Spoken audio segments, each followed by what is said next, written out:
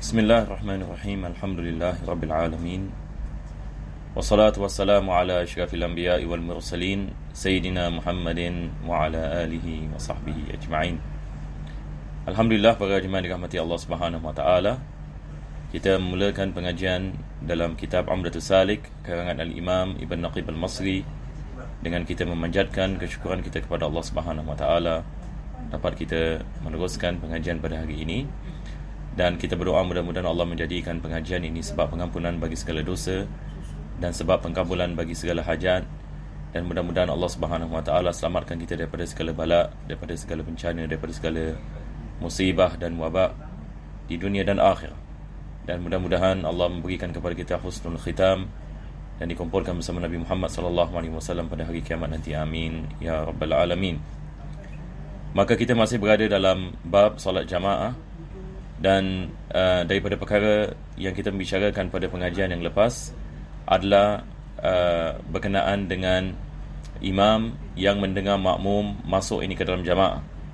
Yang ini maksudnya, kalau sekiranya kita seorang imam dan kita dengar ada makmum yang sedang masuk ke dalam jamaah dan kita sedang berada dalam keadaan rukuk, ataupun kita sedang ini berada dalam ini tasyahud akhir, maka kalau sekiranya kita berada dalam keadaan rukuk, sama ada rukuk pada rakaat yang pertama, yang kedua, yang ketiga ataupun yang keempat, maka disunatkan kita menunggunya. Disunatkan kita menunggunya dengan syarat yang ini ia bukan masa yang panjang. Dan juga dengan syarat yang dia sudah dekat ini kepada jamaah. Bukan yang ini apabila imam ini mendengar makmum sedang mengambil wuduk dan dia memanjangkan rukuk, maka ini tidak disunatkan. Tapi kalau sekiranya makmum itu sedang ini berjalan misalan, maka disunatkan dia tunggu ini sebentar. Dan juga dia tidak boleh membezakan di antara satu orang dengan orang yang lain. Seperti mana penulis ini memberikan misal, dia tidak boleh membezakan di antara seorang ini yang ada kedudukan tinggi dalam masyarakat dan seorang ini yang tidak dikenali dalam masyarakat. Yang ini maksudnya dia tidak membezakan di antara mereka yang masuk ke dalam jamaah. Maka tidak ada masalah kalau sekiranya imam ini menunggu bagi makmum. Ini yang akhir sekali kita membicarakan, dan selepas itu kita membicarakan tentang masalah masjid matruk. Kita dalam istilah ilmu fiqh ini kita ada apa yang dikenali sebagai masjid matruk. Yang ini masjid matruk ini dia adalah masjid yang mana ramai jamaah yang melakukan salat pada bila-bila masa. Yang ini misalan masjid matruk ini seperti masjid yang berada di tengah jalanan ataupun di tengah kota misalan, yang mana ramai orang ini melakukan salat bukan saja pada salat jamaah, akan tetapi pada solat yang dilakukan selepas ini jamaah. Maka penulis ini membicarakan ini di sini, kalau sekiranya masjid itu bukan masjid matruk, yakni seperti masjid yang mana jamaah ni diketahui, yang mana tak ramai yakni jamaah di tempat itu, misalan masjid di kampung misalan, dan dia ada imam ratib, yakni imam yang dibayar gaji untuk melakukan solat. Maka dalam keadaan ini seperti ini, kalau sekiranya solat itu dilaungkan, maka kita melakukan solat ini bersama imam ratib, dan tidak digalakkan kita melakukan solat dengan jamaah kita yang ini sendiri. Tidak disunatkan bagi kita melakukan solat dengan jamaah kita sendiri. Ini disebabkan masjid ini dia ada imam yang ini ratib, dan dia bukan ini masjid yang dikenali sebagai masjid matruk. Berbeza kalau sekiranya masjid yang ini matruk disebabkan ramai yang ini jamaah dan sebagainya. Ada jamaah yang melakukan solat bersama imam, ada jamaah yang melakukan salat dengan jamaah mereka yang selepas salatnya imam, maka itu tidak ada masalah. Cuma penulis ini di sini dia membicarakan berkenaan dengan makruh hukumnya kalau sekiranya masjid itu adalah masjid yang bukan matruk dan kita mengadakan ini jamaah kita sendiri, maka lebih afdal adalah kita masuk ini melakukan salat ini bersama imam ratib. Sekarang insya-Allah ini kita akan kembali kepada kitab kita. Penulis ini mengatakan, waman shalla munfaridan. Dia mengatakan di sini, barang siapa yang melakukan salat sendirian, au fi jama'atin, ataupun dalam sedang melakukan salat dalam jamaah, summa wajada jama'atan tusalli, dan dia mendapati ada jamaah yang lain yang sedang melakukan salat, nudiba an yu'ida ma'ahum bi niyyatil faridah wa taqa'u naflan, maka disunatkan baginya untuk dia melakukan salat jamaah bersama mereka, dan solat yang dia sedang melakukannya ditukarkan niat ini kepada ditukarkan niat yang ini kepada sunnah. Taib. Misalnya adalah begini ya.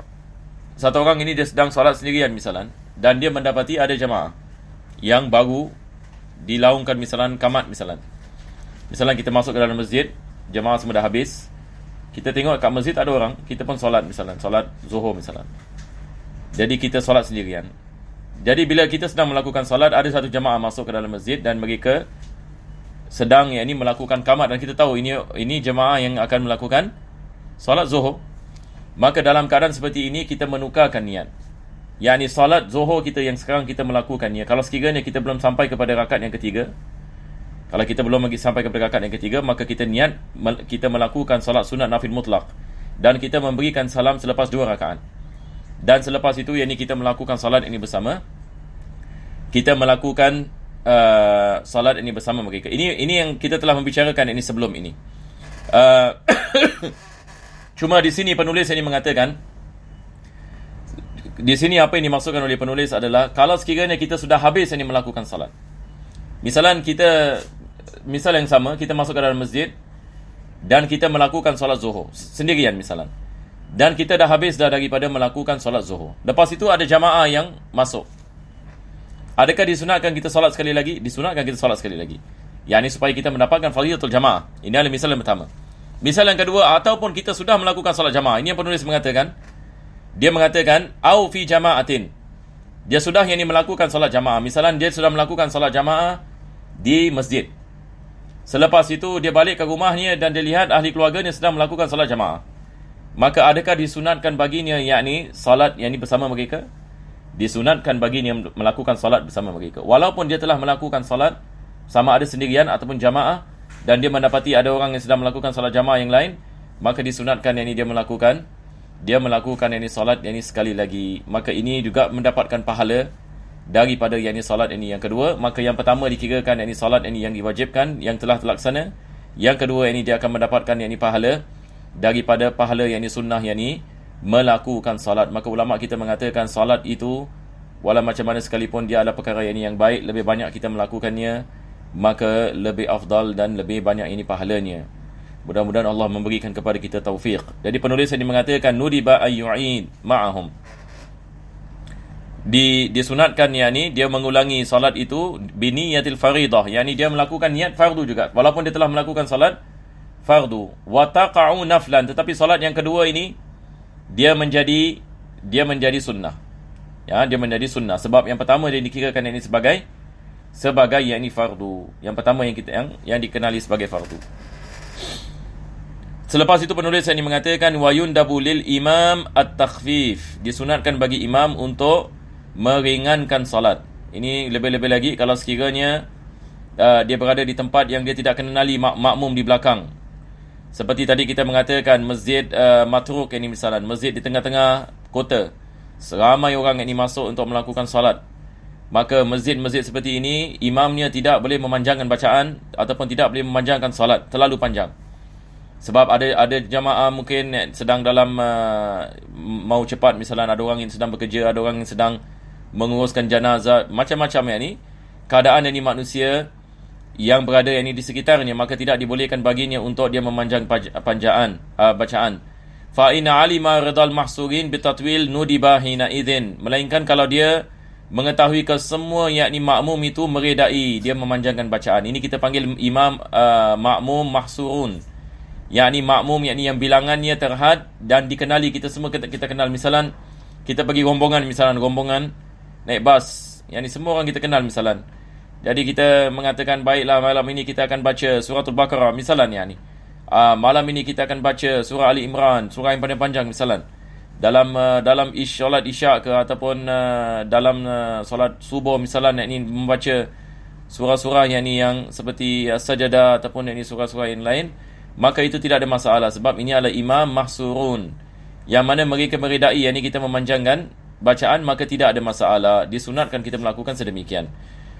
Wa yundabu talqinu imamihi in waqafat qira'atuhu, dan disunatkan bagi makmum untuk membaca bacaan kalau sekiranya imam melakukan kesilapan ataupun dia tak teringat ayat tersebut, maka disunatkan bagi makmum talqin imam. Talqin imam di sini maksudnya kita membaca ayat tersebut. Misalan imam ini sedang baca surah At-Tin, yang dia mengatakan watini wazzaituni waturi sinin, selepas tu dia diam, yang dia terlupa misalan, maka disunatkan bagi makmum ini baca wahadzal baladil amin.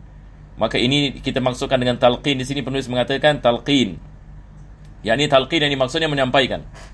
Jadi menyampaikan kepada imam, in waqafat qiraatuhu, kalau sekiranya dia tersangkut dalam bacaannya, wa in nasya zikran, kalau dia terlupa zikir, ini misalan zikir seperti apa, seperti doa kunut ini misalan, imam ini baca Allahumma hdina fiman hadait wa afina fiman afait, begitu juga yakni zikir-zikir ini yang lain, maka disunatkan juga bagi makmum ini untuk mengingatkan yakni bagi imam tersebut dengan membaca zikir tersebut.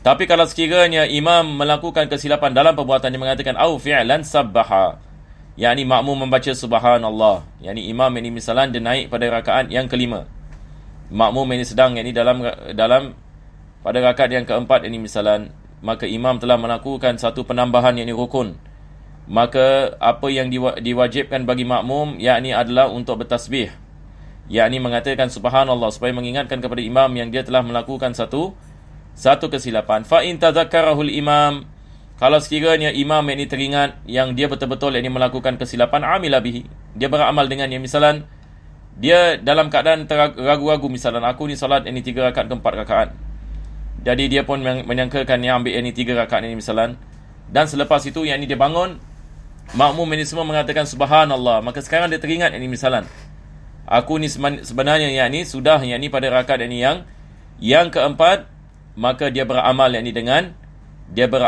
pendapatnya. Wa in lam yatadhakkarhu lam yajuz al-amalu biqaulil ma'mumin. Tapi kalau sekiranya dia tidak ingat ini perkara tersebut, yang mana dia yakin yang aku bangun ini ada rakaat yang keempat, bukan rakaat yang kelima, makmum yang ini melakukan tasbih yang ini misalan, maka tidak dibolehkan baginya untuk dia beramal dengan apa yang ditasbihkan yang ini oleh makmum dan selain yang ini mereka, walaupun banyak yang ini bilangannya. Maka di sini maksudnya imam melakukan ijtihad. Yang ini sekarang kita melakukan kesilapan dalam salat, maka kita dengar makmum baca subhanallah, maka kita ijtihad ini dalam salat, yang ini bagaimana yang ini dengan keyakinan kita, bagaimana dengan zan kita, mana lebih kuat, sama ada kita ada meninggalkannya ataupun kita tidak ada meninggalkan, maka kita beramal dengan ijtihad kita, bukan dengan ijtihad makmum. Ini adalah perkara yang disebutkan oleh penulis ini di sini. Wa in taraka fardan wajaba firaquhu, kalau imam ini meninggalkan satu kefarduan, maka wajib bagi makmum niat mufaraqah. Ini misalan imam yang ini dia tidak melakukan rukuk, dia terus ini sujud, maka makmum mengatakan subhanallah, yang ini dia tak bangun, dia terus ini sujud, maka diwajibkan bagi makmum niat mufaraqah. Sebab kita mengetahui sekarang yang ini dia tidak melakukan yakni rukun. Au sunnatan, kalau dia tidak dia meninggalkan yakni sunnah, maka tidak yakni dilakukan, kecuali yakni kalau sekiranya perkara tersebut yakni merupakan yakni sesuatu yakni yang menyebabkan perbezaan yakni yang ketara yakni di antara solat makmum dengan solat imam, yakni seperti imam yang ini meninggalkan tasyahud. Imam yang ini meninggalkan yang ini tasyahud. Sekarang ini kalau imam ini meninggalkan tasyahud awal ini misalan, seperti mana kita mengatakan sebelum ini, tidak dibolehkan bagi makmum untuk melakukan tasyahud. Sekarang kalau imam dia dah bangun ini pada rakaat yang ketiga.